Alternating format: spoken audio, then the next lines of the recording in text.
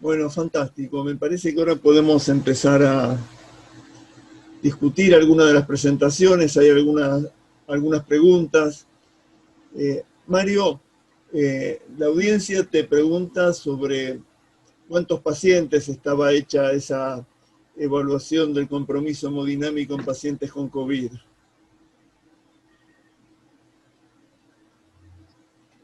150 pacientes. Bien, bien. Y también hay una pregunta Igual, que... ¿Sí? ¿Cómo? Sí, seguí.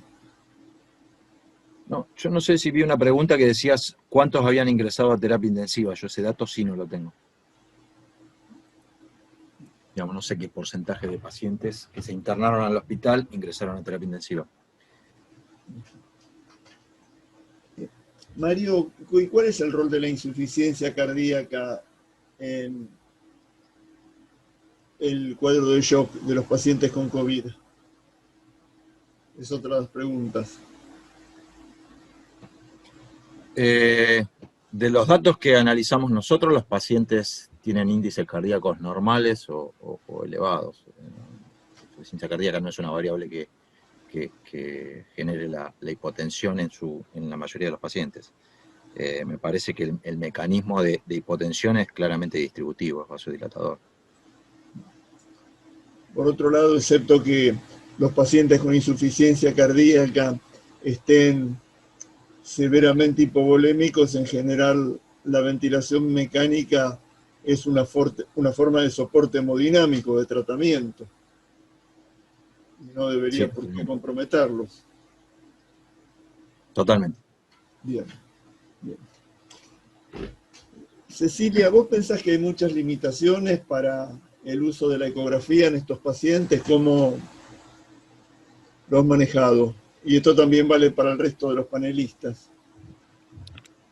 Sí, en realidad yo no soy muy propensa a la ecocardiografía como predictor de respuesta a fluidos. Sí es necesaria en la mayoría de los pacientes con shock para tener un estado de situación, ver si hay disfunción miocárdica, dilatación de cavidades, etcétera, pero me preocupa bastante que es un método muy operador dependiente y verdaderamente eso lo veo mucho, más en lugares, digamos, donde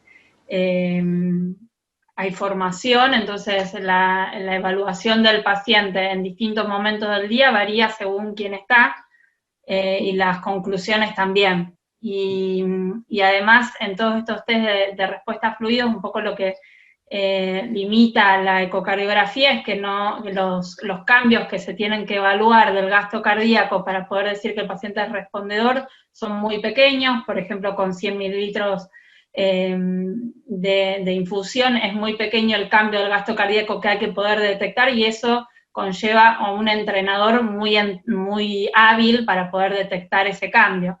Entonces me parece que es un método que tiene muchas limitaciones en cuanto a la parte operativa. Después, además, lleva tiempo llevarlo hasta ahí, prenderlo, hacer el método, interpretarlo, y que el aparato, digamos, poder limpiarlo adecuadamente como para poder llevarlo a pacientes no COVID, que también todos tenemos.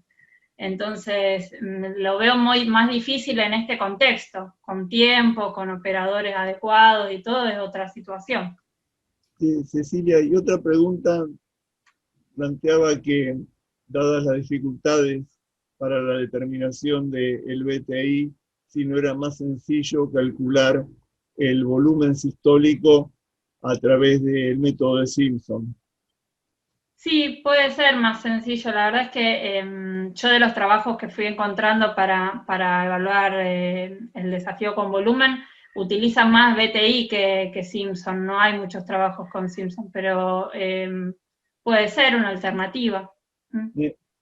Me parece que el método de Simpson tiene baja precisión. Bueno, poco, lo mismo que comentaba antes, digamos, la reproducibilidad y la exactitud es lo más importante, pero bueno, se puede utilizar y ver los resultados. Por ahí el tema son los falsos negativos. Cuando es positivo, capaz que no hay tanta dificultad, o que el tema del operador dependiente y del sesgo del operador sí cobre más relevancia. Bien. Lucho, el Sí, lactato parece ser un marcador exquisito de pronóstico en cualquier patología crítica, independientemente de cuál sea el origen, ya sea como un termómetro del metabolismo anaeróbico o como un emanente de la respuesta inflamatoria y de la activación de la glucólisis aeróbica. Pero es notable como en las diferentes series, el lactato, las diferentes series de COVID me refiero, el lactato al ingreso es repetidamente normal o casi normal. Y por lo menos desde el punto de vista anecdótico, porque todavía no hemos analizado los datos, vemos muchos pacientes que ingresan con lactato normal y que después terminan muriendo. sí. Entonces yo me pregunto si este no será uno de los primeros tropiezos del lactato como marcador pronóstico. Esto se los Sí, pregunto a todos, ¿qué les parece?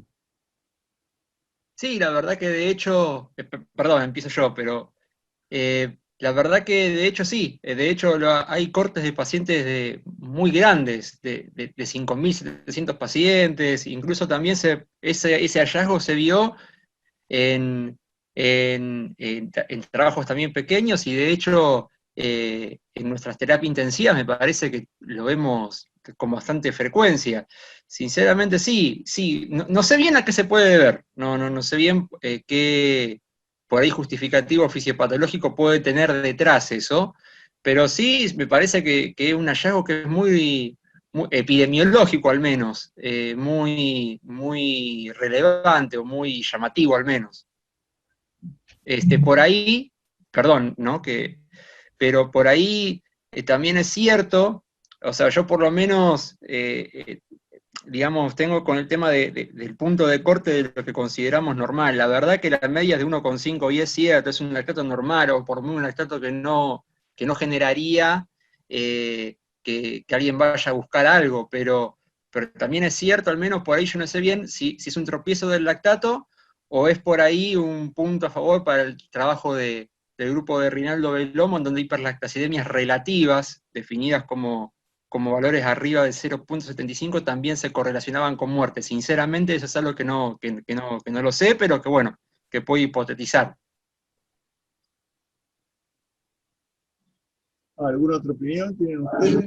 No, a mí me llama tremendamente la atención porque si bien, digamos, los primeros trabajos en realidad eran una gran cohorte de pacientes muy distintos y todos sabemos que no es lo mismo el paciente que ingresa a clínica médica y que necesita una cánula de oxígeno al distrés severo, pero en nuestro trabajo que estamos haciendo de microcirculación, esos son pocos pacientes, 28, pero en el resto de los pacientes que venimos juntando se ve, son pacientes con distrés severo, casi todos los pacientes, o sea, tienen, o moderado a severo, digo, tienen una PAFI alrededor de 120, y sin embargo, de ese trastorno tan grave en la oxigenación y tan hipoxémicos, no vemos hiperlactacidemias. Para mí es algo realmente nuevo. Sí, sí, de hecho algo que se reprodujo bastante, en bastantes trabajos epidemiológicos, sí. Y, y este parece ser un elemento adicional para que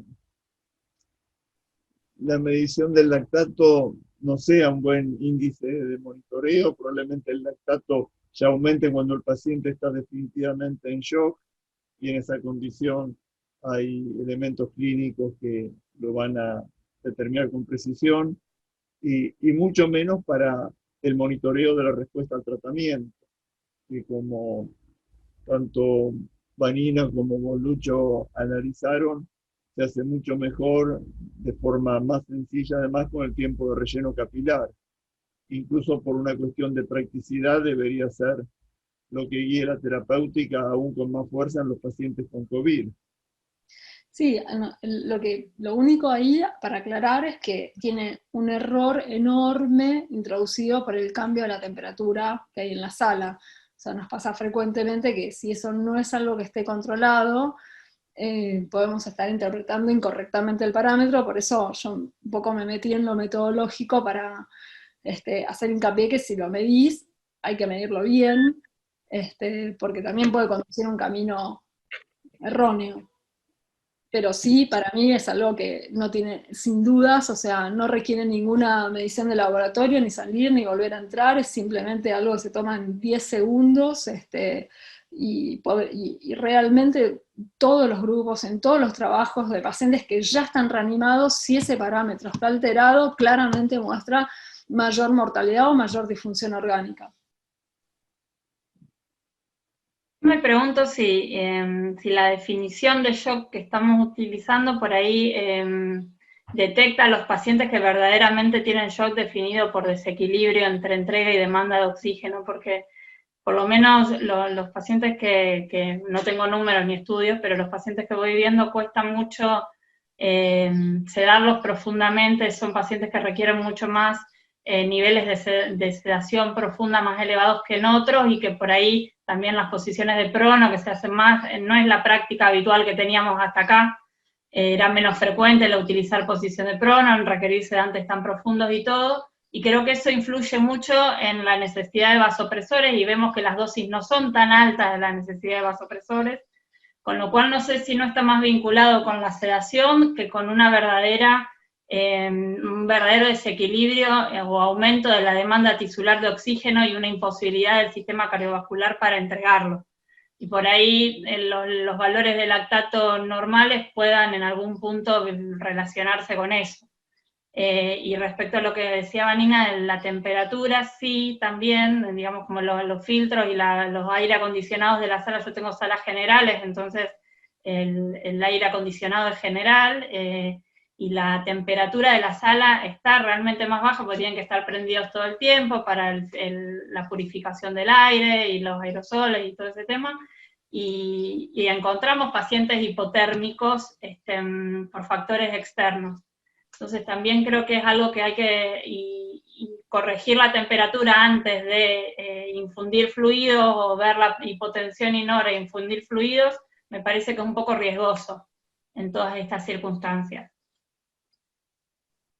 Sí, yo creo que lo que plantea Cecilia es muy importante.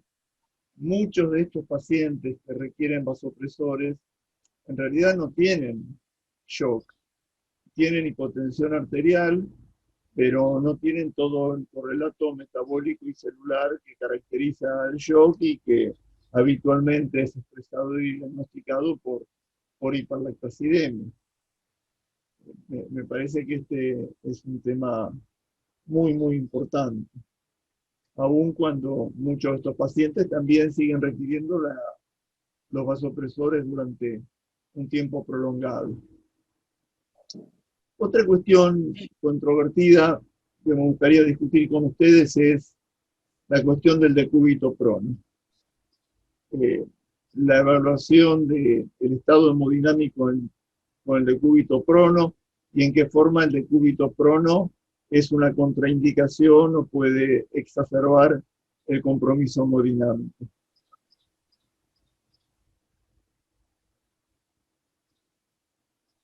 Es que en general hay poco compromiso hemodinámico.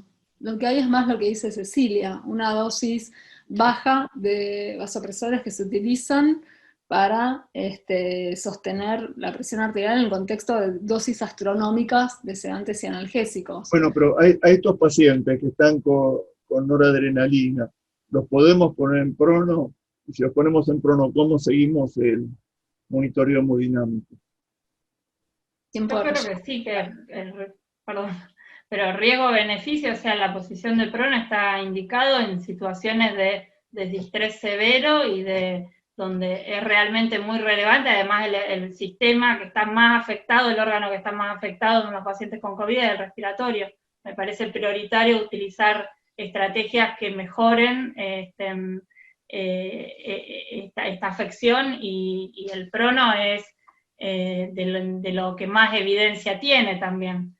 Entonces me parece que negarle eso porque requiera dosis bajas de vasopresores no le encuentro sentido.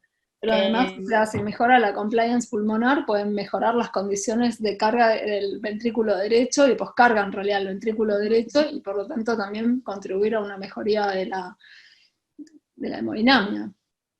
Sí, de hecho, bueno, por ahí Arnaldo y Vanina saben más que Prono bastante, pero bueno, la verdad que sí, me parece que el Prono es importante. De hecho, bueno, en un trabajo de Tebul, que es muy bueno, donde evalúa los efectos hemodinámicos del Prono, de hecho, en aquellos pacientes que respondían a fluidos, si mal no recuerdo, los pacientes que respondían a fluidos y estaban inestables, con Prono mejoraba, y una hipótesis de esto era aumentar la presión sistémica media a partir de digamos, estresar volumen de la vena cava inferior por aumento de la pía, y también, como dice Vanina, digamos, puede al homogenizar por ahí lo que es la presión transpulmonar a expensas de la presión pleural, disminuir la poscarga del ventrículo derecho. Entonces me parece que hasta puede ser beneficioso en múltiples formas. Pero por ahí la pregunta de estas dos partes del kit de lo que decía Arnaldo es cómo seguimos con el monitoreo hemodinámico en Prono, suponiendo que nuestros pacientes, de lo mejor en un transcurso de Prono prolongado de, supongamos, 72 horas, comience a estar oligúrico o tenga signos de hipoperfusión, ¿cómo lo monitoreamos ahí? Y ahí la verdad que con el tórax más rígido, que ya tiende a ser una limitante por ahí para la evaluación de presión de pulso, yo no sé bien si hay, digamos, un gol estándar, por así decirlo, de monitoreo hemodinámico en los pacientes en Prono, ¿no? A mí me Una parece que alternativa el puede ser monitoreo de la Prono es posición de similar. Trendelenburg. Perdón, Mario, te escucho. No, digo que el monitoreo me parece similar en Prono o en supino. Creo que la única limitación es la ecografía. Hacer ecografía en Prono es bastante más complejo, ecocardiografía. Pero para los métodos de monitoreo hemodinámico, yo no le veo muchas limitaciones al Prono. De todas Sí, el maneras, interés además, estos pacientes, básicamente, lo que tienen es mucho más hipoxemia que shock, por lo tanto, pero creo que se puede usar monitoreo hemodinámico mínimamente invasivo sin problemas. Sí, de hecho, termodilución transpulmonar puede ser relevante porque el catéter, el femoral, por ejemplo, no es muy finito, no se pueden pronar los pacientes, es como una vía central y los pronamos igual con vía central. Sí. Y nos da el dato del agua pulmonar, que también sirve como margen de seguridad, digamos, a la hora de infundir fluidos. El BPP y el BBS, digamos, nos da también la elastancia dinámica si necesitamos para evaluar la poscarga. Y el BPP y el BBS, sí, si dan negativos, pueden estar dentro de un porcentaje de pacientes con falsos negativos, pero tenemos los desafíos de BT y se puede utilizar elevación pasiva de miembros no con la metodología clásica, sino con Trendelenburg, sabiendo que no hay tanta bibliografía que la vale, pero sí hay un trabajo que utiliza Trendelenburg en Prono y tiene buenos resultados. Bien. Otra pregunta. Oclusión expiratoria, ¿sí? Test de oclusión expiratoria, totalmente. Incluso hacer una pausa inspiratoria previo a hacer el test de oclusión respiratoria, con 8 mililitros kilo las dos cosas, desenmascara al paciente precarga dependiente de mucha mejor manera que haciendo los test por separado, sino que haciéndolos secuencialmente y en una misma evaluación es mucho más útil. Perdón, otra pregunta a propósito de Prono, si bien no es un problema que primariamente nos atañe al comité de shock, pero la pregunta es, ¿cuántas veces se puede hacer Prono y por cuánto tiempo? Y en esta pandemia venimos aprendiendo que se puede hacer muchas veces y por tiempos mucho más prolongados de lo que lo hacíamos previamente. Todavía no tenemos los datos, pero yo vi muchos pacientes, o sea, en los que tuvieron 3 o 4 sesiones de Prono, y esto es lo mismo que comentaron los italianos, y Pronos por 30 horas, 40 horas, y cuidando mucho el tema de las escaras, no hay impedimentos. Nosotros, por una cuestión de bioseguridad, usamos 3 días. los programamos y quedan 3 días programados. Bien. No hemos tenido problemas, pero lo programamos y lo dejamos por 3 días. Desprogramamos al tercer día. Y rotamos cada 4 o 6 horas cara o brazos, pero no desprogramamos. ¿Y cómo hacen las rotaciones? ¿En semidecúbitos, o sea, francos? Porque el tema de la cara es algo que... Tenemos protección para la cara y hacemos la posición como el nadador y vamos cambiando los brazos. Eso sí lo hacemos cada 4 horas. Tanto la cara como los brazos subimos uno u otro alternante. Pero en preono lo dejamos 3 días. Desprogramamos al tercer día. Bueno, y tenemos Nos parece porque la maniobra de prono tiene su riesgo también. y tenemos una última pregunta ya porque son casi las 12. En el contexto de una hipoxemia progresiva con aumento de los infiltrados, en el que sospecha un tromboembolismo pulmonar, ¿está indicada la anticoagulación? Sospecha, no confirmación.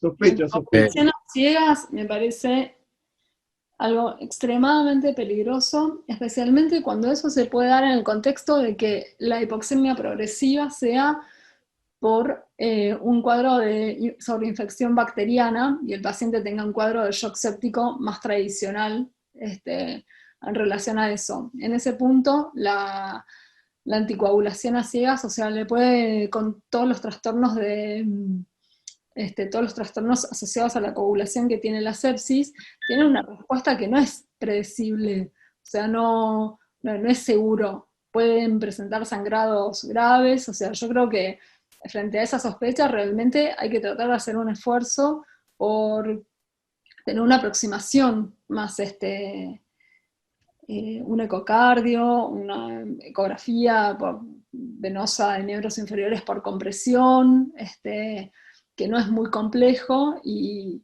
bueno, sumar datos. Entiendo que para nosotros se vuelve muy difícil llevar a los pacientes a tomografía, hacer una angiotomografía, ni hablar de hemodinamia, o sea, es irreal ese escenario, pero no es irreal al paciente hacerle una ecografía de miembros inferiores o 4 miembros, un ecocardio, evaluar, digamos, si tiene dilatación del ventrículo derecho o no, entendiendo que si tiene un tromboembolismo que lo complica tanto para generarle semejante hipoxemia y alteración del estado hemodinámico, seguramente una afectación cardíaca debe tener, y sumándole el dímero D, aunque sea aproximar un poco más antes de hacer anticoagulación a ciegas.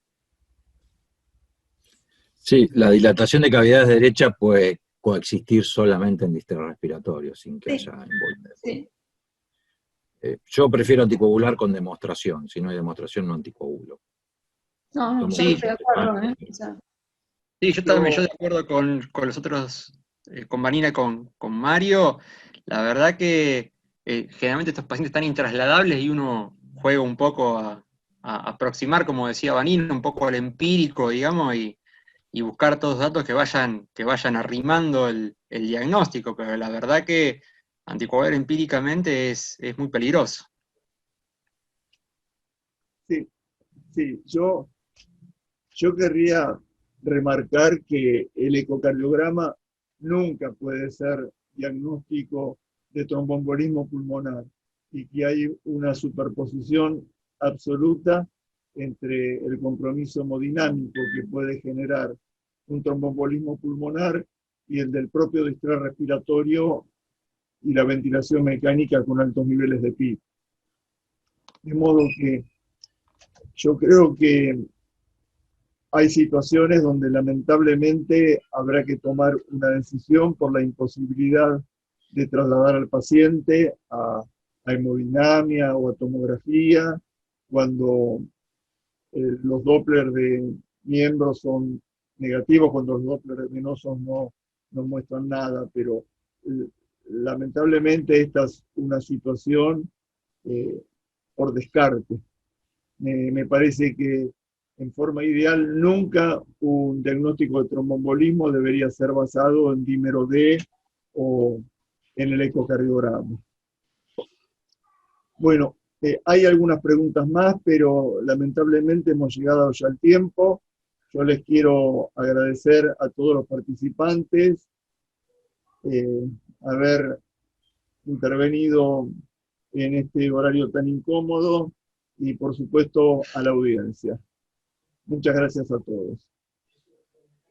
Gracias. Bueno, gracias. Gracias, Arnaldo, a vos también. Gracias a todos y por las excelentes disertaciones, Arnaldo por la conducción. Y bueno, nos despedimos hasta dentro de 15 días en el próximo webinar de los sábados. Un saludo a todos. Saludos. Gracias, saludos. Adiós. Bueno, gracias. Adiós.